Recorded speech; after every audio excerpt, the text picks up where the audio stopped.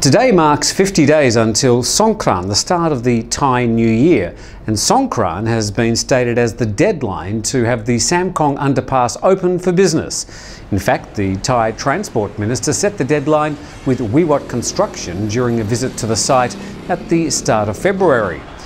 So we start our countdown for the completion of the Samkong underpass today on Phuket Xtra. Ticking today off leaves us with 49 days for contractors to complete the almost impossible task of getting everything ready and safe for the opening in less than 7 weeks. If the contractors miss the deadline, it will not only be a huge loss of face, but just an extension of the pain daily commuters have had to endure for 2 years now. Barring a miracle or the magical construction fairies coming to help, there's little chance that the Samkong underpass will be ready for Songkran, passing another deadline in one of the island's most farcical and inept construction efforts. This is Phuket Xtra. Sawasdee krap. The British woman whose family reported missing since Tuesday morning was found at a coffee shop in Krabi around 11 a.m. yesterday. The urgent call for the missing girl went viral on social media. She was found by local police inside the Krabi International Airport, but walked away from the officers, ran outside the terminal and started blowing a whistle. A report in Khao Sod describes her as being mentally unstable. The woman, Grace, was detained by police, who have been in contact with her parents. The acting Supreme Patriarch is having to explain how he got the 4 million baht to pay for the classic Mercedes-Benz in his possession. The DSI are claiming if it was his money, he needs to explain how he earned that much from temple funds.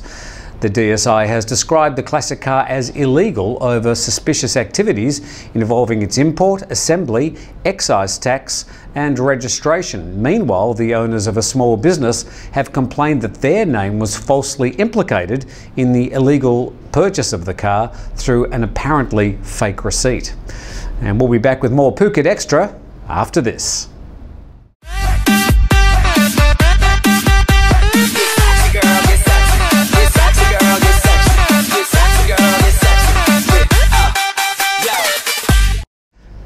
Welcome back to Phuket Xtra. With the story of Milo and a spotlight on the Phuket Zoo, bad news from up north where a white tiger has died at Chiang Mai Night Safari. Poor Petch, a 12-year-old female tiger, collapsed and died at the zoo yesterday after reportedly suffering blood poisoning. Poor Petch is the second white tiger to die at the zoo in the last 3 months after Justin, a white tiger famous for dancing the gangman style, died of kidney infection in November. Poor Petch has given birth to 13 cubs during her time at the zoo.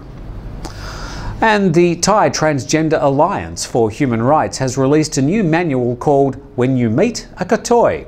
The manual, in Thai and English, is said to be a guide for military officers on how to properly treat transgender people on their conscription day.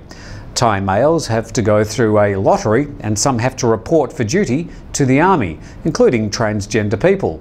Abuse and mockery from police and army officials is still a big problem for katoeys, according to the Transgender Alliance. Well, that's all we have time for today on Phuket Xtra. Time is ticking for the Samkong intersection. Back again tomorrow. Phuket's authentic Indian cuisine has arrived to Bollywood Phuket Restaurant and Bar. Open 11 to 11 and closed Tuesdays. Go to bollywoodphuket.com.